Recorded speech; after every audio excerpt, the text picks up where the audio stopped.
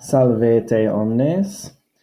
So this is the lesson video for chapter 6, which is called Via Latina. Via Latina just means the Latin way, or so the via is the word for street or way or road or path or any of those things. And so Via Latina is actually a proper noun. So this is just the name of the road, one of the many roads that were in ancient Rome. And some of this story in chapter 6 takes place on the Via Latina. And so let's take a look at what's new in this chapter to be taught. A new verb, which is the verb to go. You see it here in third person singular and third person plural. So it is the third person singular. He goes, she goes, somebody goes. And then eunt, because it ends in nt, is they go. And then we're also learning passive voice with a couple of little tricks and things to go with it. So I'll show you what those are.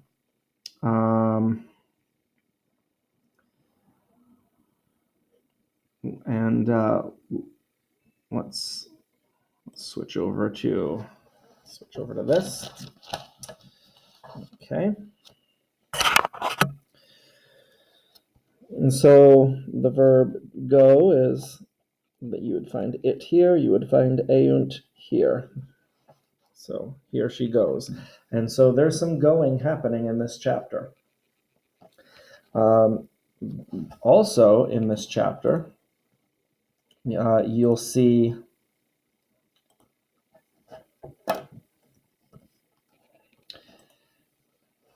I should have opened up another copy of the book itself in another tab.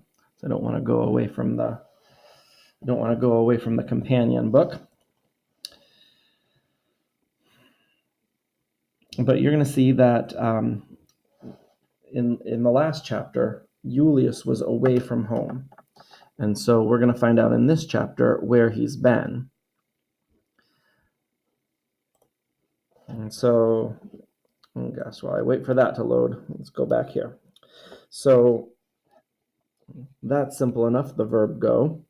If we were to say Julius goes, I would say Julius it somewhere. But if I was going to say that the slaves go, servi, I would say eunt, because servi is plural. Or if I said Marcus et Quintus go, I would also choose eunt for my go. Next, though, is passive voice. In order to show you passive voice, I'm going to show you instead first just the regular verb conjugation of a new verb, and that verb is carry. If something is portable, that means it's able to be carried. And so port is actually the stem of this verb. And so porto is I carry, portas. So this is a first conjugation verb because it uses A as the thematic vowel. Portat, portamus, portatis, portant. So in the story, we're going to see forms of this verb, but we're also going to see some passive voice forms.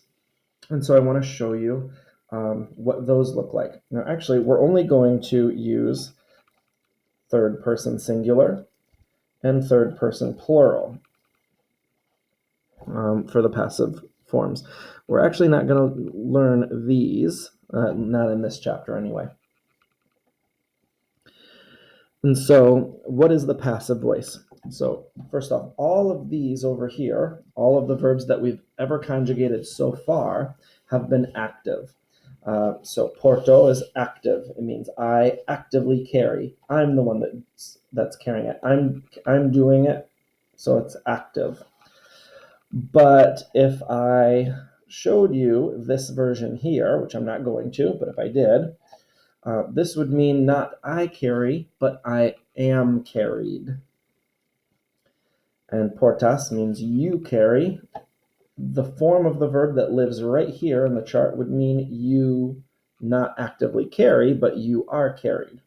And so what we're going to be using in this chapter is portat means he or she carries. We're going to see the form of the verb over here, which means he or she is carried. And then we're going to see the form of the verb that means they are carried. And so I will show you how those work. It's pretty simple. For these two, they're really easy. They just get UR, portatur, UR. And then this one, portant, with a UR at the end also, portantur. Now that's not how the rest of them go.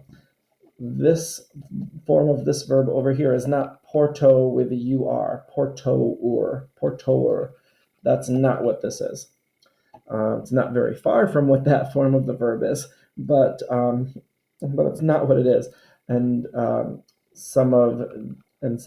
these are very different. And so they just require being learned, just learning a brand new thing. So luckily, though, we're not using them in this chapter. So this is he carries, he is carried, they carry, they are carried. And that is the passive voice. So let's take a look at the section where it's introducing the passive voice.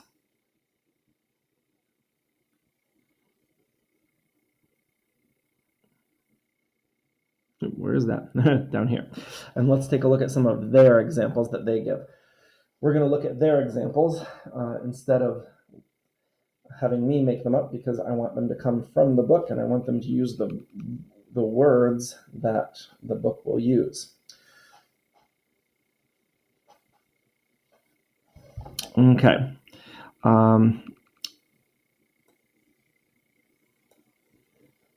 So here's a sentence. Davus et Ursus portant. So Davus and Ursus are the names of two slaves, and they're carrying, they carry. And so we see portant, and they carry Julius. So Julium we see here in the accusative. So that's a regular sentence, but we can use the passive voice to say that a different way. We can say that Julius is carried by those two slaves. So we can say here Julius portatur. That's Julius is carried. So I want you just kind of to ignore everything that's in the middle of the sentence here and just look at the outer two words. Julius portatur means Julius is carried. Now, if I cover up this UR, Julius portat, that means Julius actively carries, but Julius portatur means Julius is carried.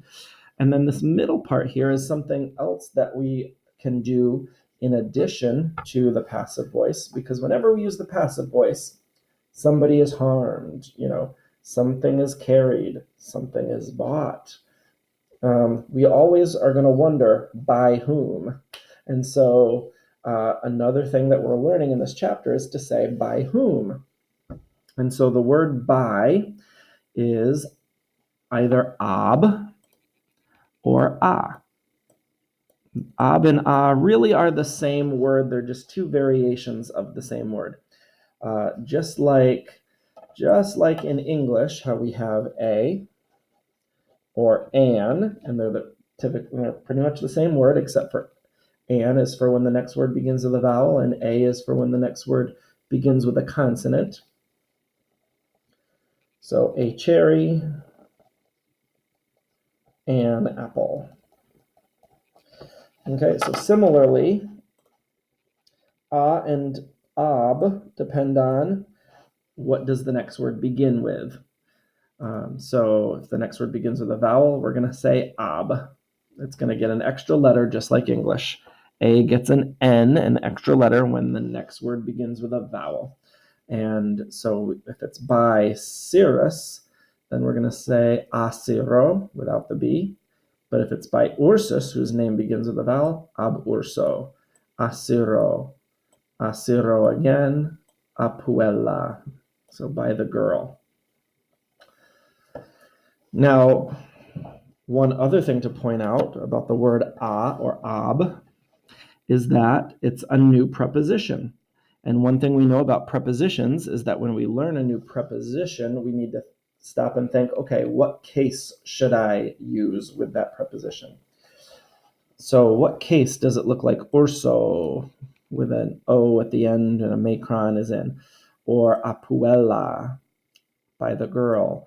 So this looks like an ablative. So this word, ab or a, requires us to use the ablative. Okay, so here we have Iulius, ab urso et Davo portator. Iulius is carried by Ursus and Davus, which are the names of two slaves. Sacus is the sack. Asiro portator. It's carried by Cyrus. Saci asiro portantur. So we're talking about not just one sack, but sacks. Saci. Asiro by Cyrus are carried. Pueri apuella videntur. Oh, here's another one. So vident is they see.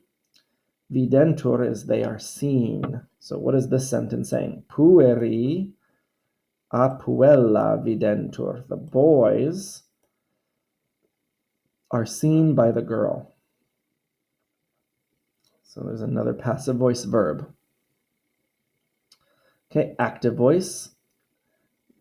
Third person ends in T or NT if it's plural. But in the passive voice, TUR, tour or ntour if it's plural. And so we're going to see a bunch of that in this coming chapter. Right here, this part, it's just showing us one of every type of verb, no matter what conjugation it comes from. So from the first conjugation, where our thematic vowel is A, we have active, and it's just showing us the third person. So just the bottom row of the verb chart. So we have vocat, he or she calls. Vocant, they call. We have vocatur, he is called. Or vocantur, they are called. Moving on to the second conjugation, where our thematic vowel is E, we have videt, he or she sees. Vident, they see. Videtur, videntur. Third conjugation, where our stem of our verb doesn't really have a vowel at all. We have ponit, ponunt. So this verb is put or place, and we have ponitur, ponuntur. So that means it he or she or it is placed, and then ponuntur means they are put or are placed. Fourth conjugation, where our thematic vowel is I, we have audit, audiunt, auditur, audiuntur. This next section here, ablative, ablative of agent or ablative of means or instrument. It's really just explaining what I just showed to you, how we can use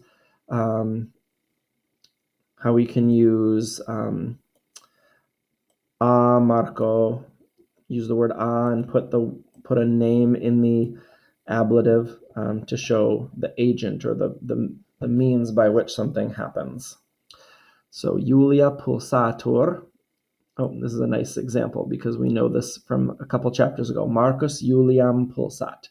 Marcus hits Julia. But we can say that another way. Julia, we can make it where Julia is doing the verb now. So notice what happens. Juliam is in the accusative up here, but now Julia is going to be in the nominative because she's going to be the subject of the sentence. She's going to be the one who is verbed. And then a Marco, by Marcus. We put Marcus in the ablative. Marcus was in the nominative up here because he was actively doing the verb. Now Julia is actively receiving the verb. So is actively being verbed. So here are some other examples. Julius ab urso et davo portatur. Julius is carried or is being carried by Ursus and Davos. Saci qui Asiro et Leandro portantur magni sunt. This one's neat. The bags, qui, which, are being carried by Cyrus and Leander, are big. Qui Asiro et Leandro portantur magni sunt. Dominus a servo malo timetur. So there's a new verb. Timet is the verb fear. So timetur is feared. Dominus a servo malo timetur. So the master by the bad slave is feared. Notice here we have malo, which is an adjective, and it's describing the slave. Since slave is in the ablative, malo is in the ablative to match it. Verba medi, the words of Medus. So there's a genitive here. The words of Medus by Lydia, happy, by happy Lydia, audiuntur, are heard. So that is showing you ablative of means. Okay, oh, here's a few more. Vehitur. So vehit is travel or transport, but vehitur looks like it's a passive form of it. So Cornelius equo vehitur. Cornelius is being transported. And we can also just kind of skip the ab or the a when it's not a person who's doing it.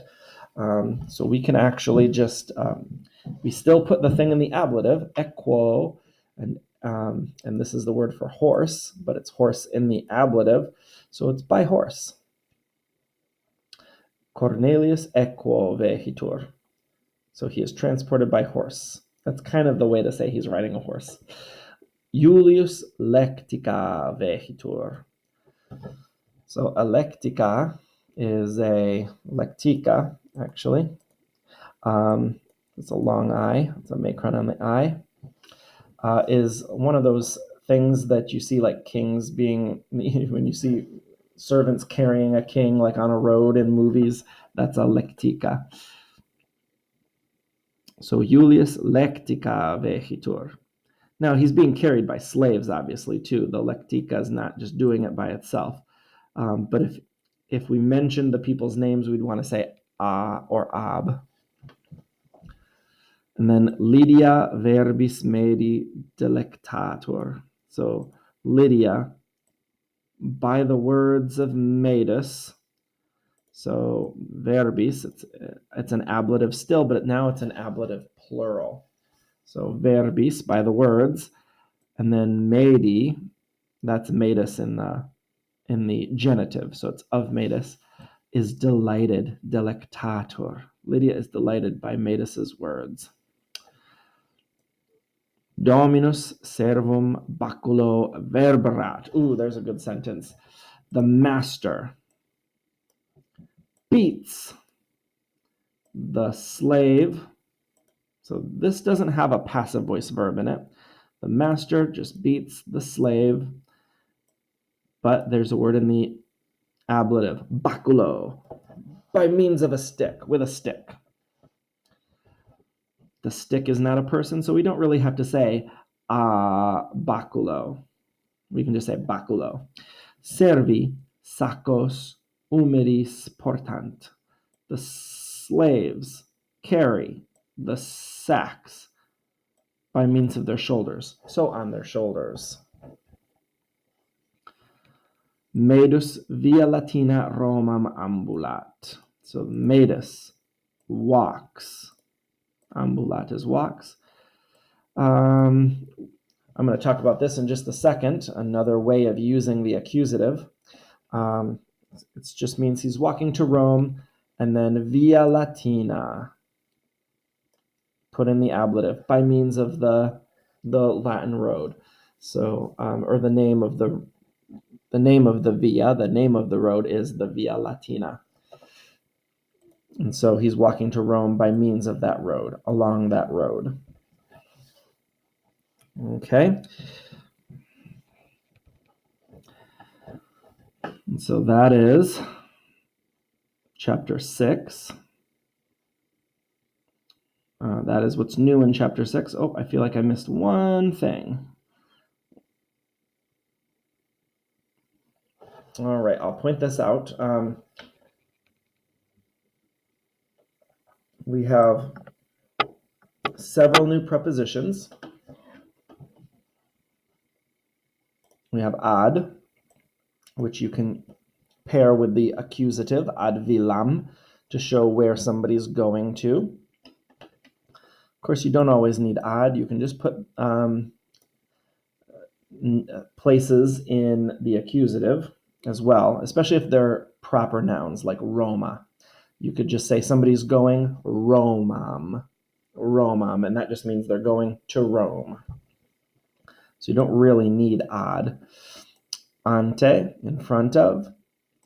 That's going to require us to use the accusative as well. Apud, which is just, it can mean with, it can be like at someone's side, by. This is saying with, but apud eum means with him, but I think of cum eo, right? Cum means with too, and it uses the ablative. I would prefer to use that. I think of apud as meaning by. Circum means around, and we also use the accusative with circum. Circum Romam, around Rome, est murus antiquus, is an old wall. Inter, in between two things. When we use inter, we put those two things, whatever it's between, we put them in the accusative. And so this is a whole series of new prepositions, all of which use the accusative. Per meaning through, post meaning behind, can also mean after, like in chronological order. Post means after, but it can also mean behind in more of a geographic sense. And then prope is near. Apud is by, but it's like literally right by, like next to. Prope can be, a town can be prope another town, but maybe there's still kilometers in between them. So that could mean prope, but apud is for right next to. And we also have somewhere, not sure where, oh, here we go, correlatives, tam and quam, there we go. So we can compare things in Latin. So quam is an interrogative adverb. So it's for asking a question. Quam longa, how long? So quam is how long? Quam longa est via Flaminia, which is another name of a road. Tam answers the question posed in quam. So we can ask questions with quam. We're going to answer them with the word tam. Together they are called correlatives. Correlatives are adverbs or adjectives that respond to each other. As you will see in chapter 7 in Latin, pairs of correlatives often resemble tam and quam, in that one starts with T and the other with QU, and the rest of the word is the same, tam, quam.